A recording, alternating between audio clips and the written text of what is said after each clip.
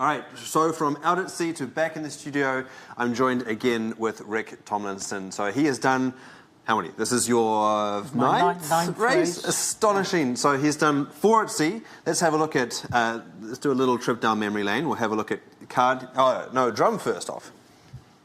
Can you tell us a little bit about these images? Yeah, this is drum. This is actually an advertising shoot we did with Simon Le Bon, and now we've moved on to the card in the 89-90 race.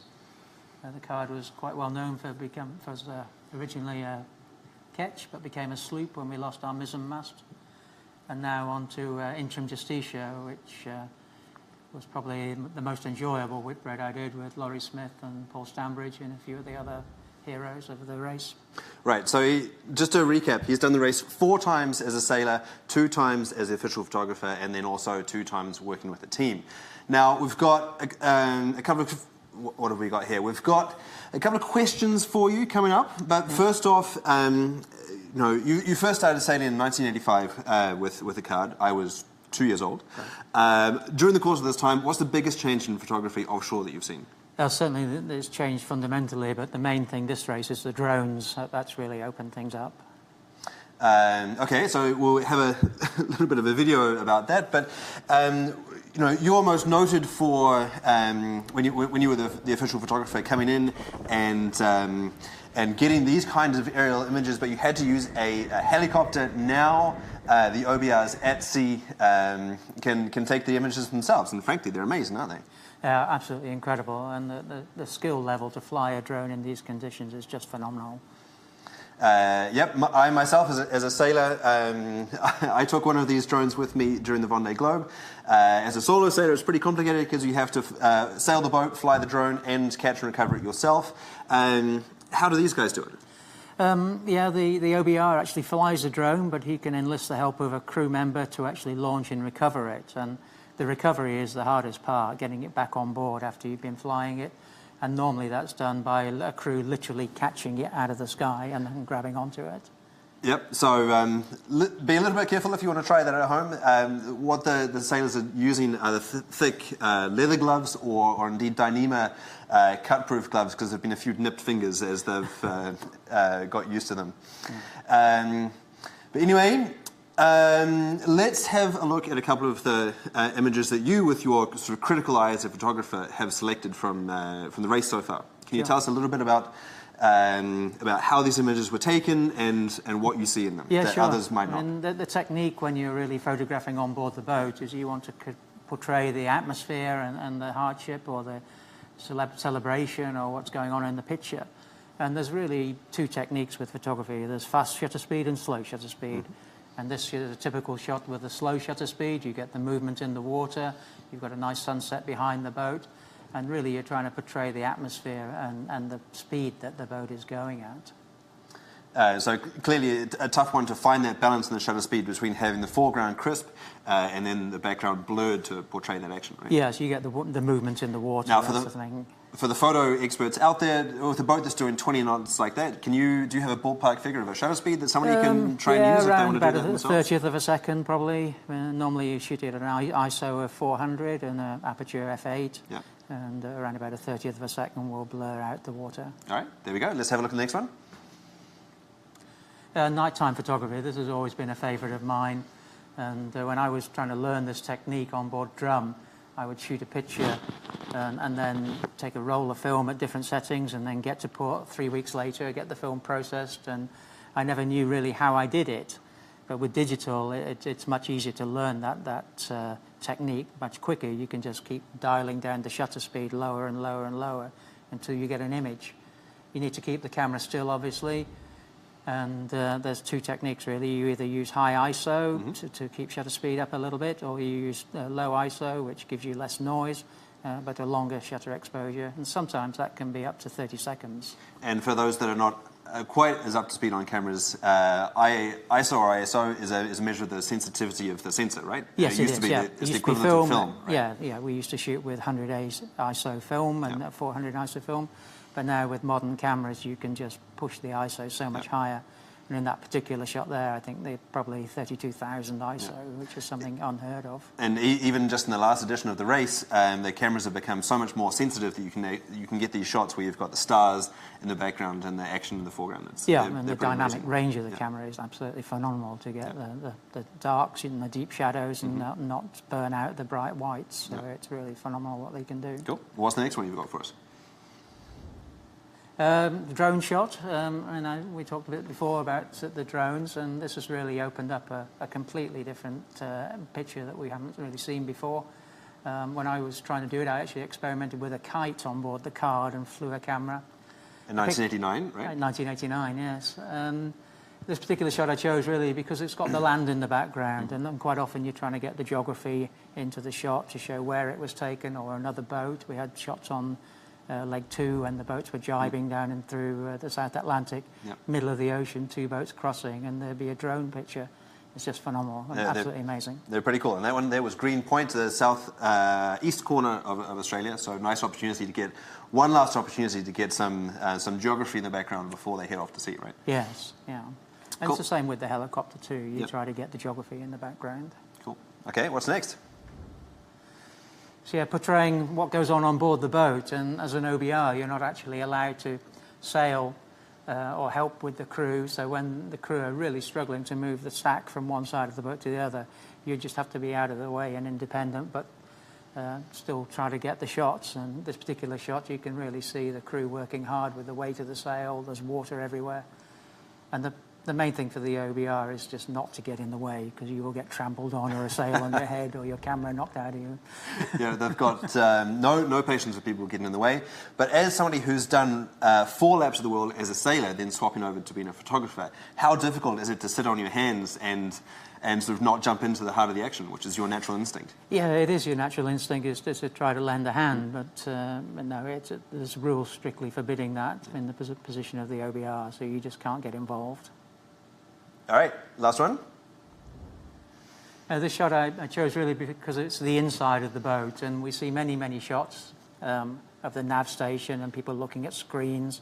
But I thought this one was pretty intense. It shows the boiling water and the steam coming off it, and the sort of hand and eye line of the picture really attracted me to it. If we can just stay on this image for a second. So as a photographer, what is it about this image in particular that caught your attention? Sure, it's sort of life on board, I think first what elements? It's the eyes more than anything else, and the eyes and the body language of the sailors is as important as what's going on the boat. So quite often you're kind of looking for that one shot where there's an eye line pointing it away, or body language of the crew kind of struggling, walking along the deck, or holding on, or grimacing. So it's not necessarily a picture of the boat, it's a picture of the human element. Right. Okay. Well, good tips there. Now, I have been teasing you guys for the last couple of shows because I've been asking for your questions, and thankfully you've sent them in. We've had a very enthusiastic question from Derek Lane, who I think has not missed one opportunity to ask this question. With the challenging light conditions, what lens are they using on board, what shutter speed, and what mode are they using on the camera? We've touched a little bit on that, but what can you add? Yeah, with a DSLR, you have interchangeable lenses. So I personally would be using a zoom lens, a wide-angle zoom lens, normally in a range of 17 to 35 millimeter. Yeah. It's tough to get the whole boat in one frame, isn't it? Yeah, it is, yeah. So on the boat, you tend to use very wide lenses or very long lenses. So my primary lenses would be a 17 to 35 lens and a 70 to 200 lens. And that middle range you would probably wouldn't need. And then we've got a question here from Nicholas Bright asking how you keep the cameras dry and functional on such a challenging 3-week leg. That is the hardest job of all, really. In these extreme conditions, when the boats are in the Southern Ocean particularly, and you'd use a waterproof housing, like a diving housing, but that makes the camera really bulky because they're made of aluminium and with a plexi dome front. The other way is to use a plastic bag and put some duct tape around the front, around the lens, and some. Then you just have a lot of kitchen roll, or I use a chamois leather to keep the lens clean, and that's really the hardest job of all. Water is everywhere. Your pockets are wet. Everything's wet. For sure. Sounds a little agricultural and certainly expensive if you get it wrong. Don't forget that the OBRs, in terms of equipment, are using Canon DSLRs and most notably the Garmin action cams. And of course, the action cameras, both the standard model and also the 360, come in a waterproof housing, and so those are relatively bomb-proof, aren't they? And then we've got Morton Nickel asking whether the OBRs sleep more than the sailors. I hope so. Yeah, the sailors don't get much opportunities to sleep, but the OBRs run probably a completely different watch system to them. They're on their own. They're not in the watch system with the boat. And there isn't a lot of things you can do when it's dark. So their routine really would be to be up at dawn to get the sunrise. And they'd shoot some pictures in the early part of the day, perhaps have a short nap in the middle of the day, and then in the late afternoon again, they would be shooting at the golden hour, and then editing and sending up until well after dark, and then a bit of sleep. Here in Race HQ, we're pretty demanding. We've got lots of deadlines that the OBRs have to hit. And so, as you say, the time at the computer, editing and then sending the images back to us is an important part of the job as well. It's one of the most time-consuming parts of the job, really. Yep. Yeah. You probably liked it back in the film era. Anyway, from today, we've got a question from Lars Eisbar, asking about drone shots. Again, which drone, how are they used, what are the challenges? Well, we've touched on some of that. And Lars, all of the OBRs are using exactly the same equipment. It is the DJI 4 Pro edition. It's not waterproof. It cannot land on water. And so, as we discussed, you've got to be pretty handy at getting them back. They live in this housing. And then you've got Jan Ryu here, who's one of the most legendary OBRs that we've got in our fleet.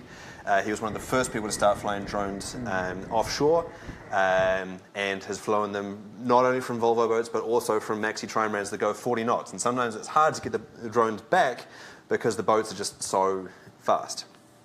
Anyway, we've got another question from Rick Depp. What's the make and model? So we've focused on that. Also, can you touch a little bit on the navigation software? So stepping away from photography for a second, what are the tools that you're using on the other part of your job here as a race expert? Well, we're mostly using the same navigation software that the boats are using at sea. So we're using Expedition, and then we get the grid files from Squid, and do the routing through that. So it's pretty much the same tools. So just to confirm, we here in Race HQ are using exactly the same tools and the same data as the navigators on board. We have exactly the same software and the same access to weather. So hopefully, our ETAs and our routing that we share with you on board the show should be relatively similar to what actually happens, right? And then one last question. We've got one here from John Dines, who has worked for News in Australia and loves sailing. He would be quite keen on becoming an OBR in the future. How does one do that? Well, Volvo select the OBRs for each boat. There's a recruitment process that normally goes on probably about 10 months before the start of the race. It's been advertised on the website previously, and I would expect it to continue like that. So I think the main way is to keep an eye on the website and on the news feeds, and then they have to go through a training process with Volvo. Once they've been selected? Once they've been selected, yeah. Very good.